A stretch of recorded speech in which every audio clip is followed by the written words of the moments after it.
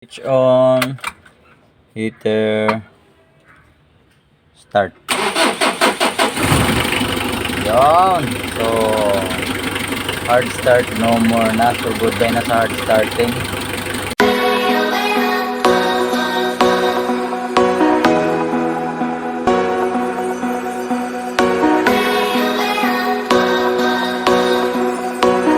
Right, so good afternoon. Balik tayo dito sa itong L3 na to, yung bagong dating, no? Galing ng Pangasinan. So nung unang upload ko is umandar na to, no? So dahil nga marumi yung fuel filter nun, nagpalit ako ng fuel filter, din nilinis pati yung pinaka flapper ng pit pump, yung parang yero na manipis, yung nagsasara doon sa butas, inilinis ko na rin, no?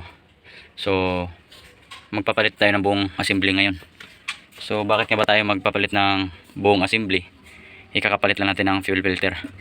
So nung umandar yun nung umaga, pagdating nung tanghali, hard start siya.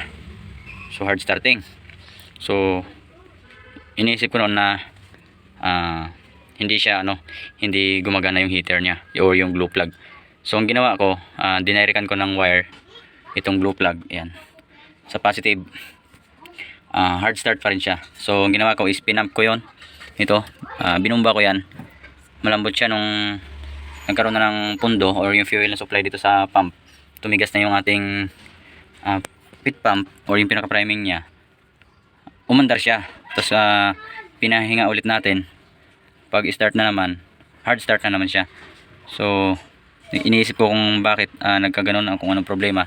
So ang nakita kong sandahilan ay yung fuel dito na supply, itong ano na to, itong hose, yung galing sa tangke, bumabalik sa tangke yung diesel.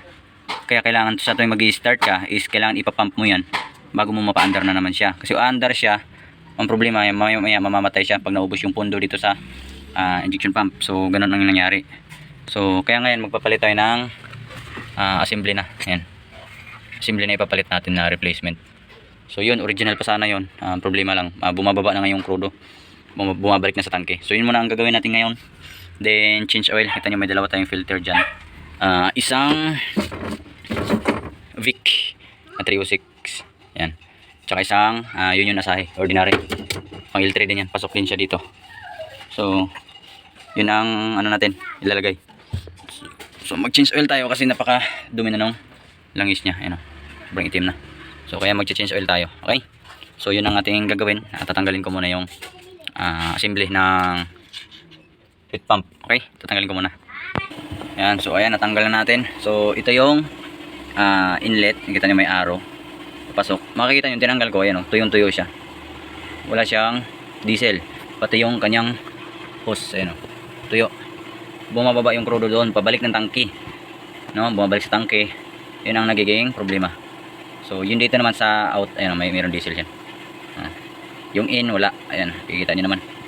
So papalit tayo ng assembly. So ito kakapalit lang natin, Vic na fuel filter yan, kahapon lang yan. So kakapit na natin itong assembly. Ito ang ilalagay natin. Okay? So pag nagpalit kayo, pwede nyo ibalik yung original na sending unit ng water separator, yan, para hindi na kayo mag-convert. So ang gagawin nyo lang is tatanggalin nyo to. Yan, tatanggalin nyo to, kukunin nyo yung sa original para mag-send pa rin siya ng signal doon sa gauge o mag-send siya ng ilaw sa tuwing nagkakaroon na ng tubig to, yung floater nito. So kakabit ko na to, then check, observe natin. Yan, so nakakabit na yung pinalit natin na pump, no. So i-bleed lang natin. Yan, nakita nyo may lumalabas na.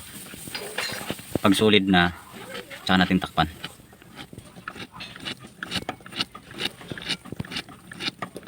So bago yung itakip, kailangan naka-STD key pababang ganun. Okay, so tuturuan ko muna. So ayan, okay na, pag-bleed na tayo. Then sasalin na natin ng oil to. Magpapalit pa tayo ng filter. Okay, then tawag nito, ano yung muna natin, sasalinan. Then bago tayo magpa-under ulit, no. So yung ganitong case, bibihira ako maka-encounter ng ganito Kasi karamihan, o kadalasan, hindi karamihan, kadalasan, ang mga 4056, pagka umandar na is 1 click na din, kinabukasan na ulit kapag nakapagpahinga siya ng overnight, tsaka pababa yung diesel, pabalik ng tangke. So, ganun ang nangyayari. Pero ito, ang bilis lang kapag pinatay mo. Siguro let's say na makapagpahinga siya ng mga 15 minutes. So, hard start na ulit siya. Ang bilis niyang, ang bilis bumaba nung fuel, pabalik nung tangke. So, kaya yun, pagdesisyonan ko na magpalit ng assembly. Kasi kapag pinamp ko siya, under siya, 1 click. Tuloy-tuloy na naman yung under niya. Kapag pinahinga mo lang, imposible naman na yung injection pump ang problema. So modelo-modelo pa itong sasakyan natin, 2015. So madungis lang at hindi naalagaan, no? So ayun, magsasalin muna ako ng langis. Then lagyan natin ng battery kasi nakatanggal. Then papanda rin na natin. Yan, so nakapaglagay na tayo ng oil. So ang laman ng oil nito is 5.5, no? 5.5 liters. Then battery, nakapaglagay na rin tayo. Ako nga pala sa mga 4056 users na engine, no, baka nagtaka kayo kung bakit kahit kaka-change oil nyo lang, madumi na naman yung oil, umarumi kagad yung oil, nangingitim kagad. So ganun po talaga kapag hindi kayo naglilinis ng oil cooler. Kasi yung oil cooler natin, yung nandyan, yan sa, yun, makikita nyo yun, meron no yung pundong oil dyan. Yan, yun yung may fitting na yun, yung kwadrado na yun. Yan ang oil cooler, na yun yung hose na yun. Yun, yung dalawa, pupunta doon sa oil filter housing. So, kaya ganun. Kaya siya maitim pa rin kasi may pundo yan dyan na oil, hindi yan nadidrain. Kapag nagdrain tayo, yung madidrain lang natin is yung nandun sa oil pan, tsaka hindi natin na yun, talagang nasasaid lahat. So, kung gusto yung masaid yung lahat, try nyong i-park siya na ang pinakamababa niya is yung side nung drain plug. Yun ang parking niya na yung mababang part, yun ang matatapat. Then overnight niya siyang patuluin para talagang babang-baba na yung langis, pati yung nandyan sa ibabaw, yung mga nasa oil gallery. Okay, so yun, nakapaglagay na tayo, may oil na to. Yan, may oil na tayo dyan. Try na natin siyang paandarin. So since nakapagpalit na naman tayo ng assembly, try na natin siyang paandarin. Okay, so sana tama yung diagnose natin. So yun, i-check din natin, no, kung gumagana yung ating glow plug. Ang gagawin natin, tanggalin muna natin to. Yan, or kung may tester kayo, much better, titesterin nyo na lang.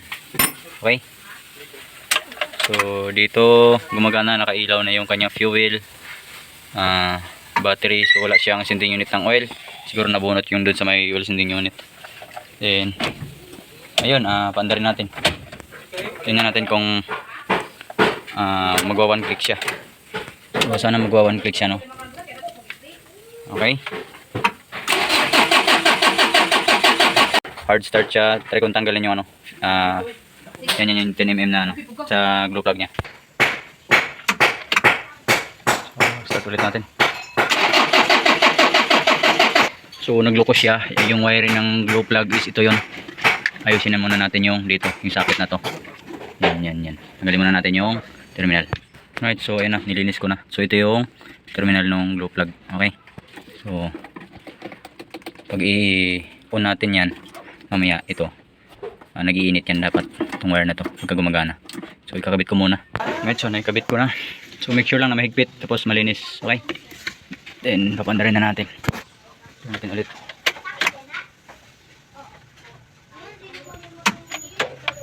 So yan, meron na. Ayun, switch on ulit na, patay natin ulit, tapos on natin ulit. Yun, kita nyo may spark, may power na. Ayan. So may power na. So nag-iinit na yan siya. Yan. Ito natin ulit kasi nag-lose yung kanina. Yan, pag namatay yun, may marinig kayo, tutunog. Yun, so start natin.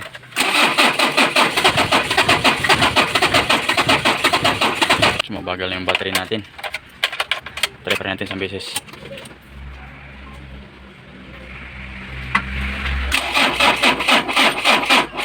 So magja-jump start na lang tayo. Titingnan natin kung nalubat na yung battery. Luma na itong mga battery natin. Yun. Andar na kagad.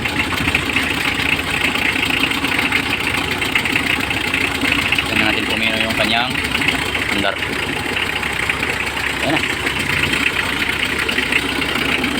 So, sana hindi na hindi na maglupo.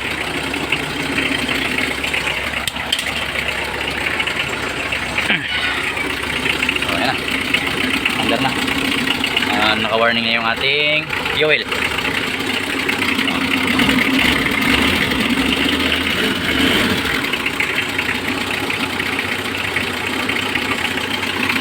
Then kung may oil.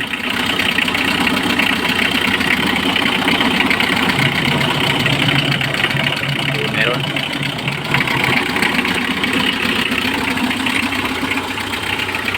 Ayan na. Mandar na siya. So yun, sabahan ko na lang And, pero tingin ko yun na talagang problema, wala na iba. Yung ignition pump natin, maganda naman yung response. Ayan. Walang problema yung head. Walang singaw yung gasket, no? So yun, ganun lang kapag kapag nag-trouble. So papainitin ko to. Oras natin ngayon ay saktong 5. Ayan, 5 PM na. So paandarin ko na mga 10 minutes pa, then papatayin ko. So mamaya mga 5:30, papandarin ulit natin. Okay? So time check tayo, 5:55. So ayun na, try natin ngayon. So hindi natin dapat kailangan i-heater na. Kasi umainit na to kanina, no? So dapat taandar agad siya. So switch on, start. So yun, mandar. So okay na, goods na. Mandar na kagad siya, di ba?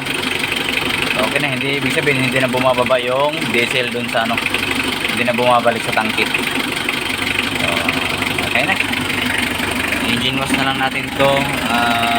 Pati underwash gagawin na rin natin para mapinturahan. Okay? So, sana may natutunan kayo dun sa engineer ko sa inyo. So, hanggang dito na lang muna. And maraming salamat sa lahat ng nanonood.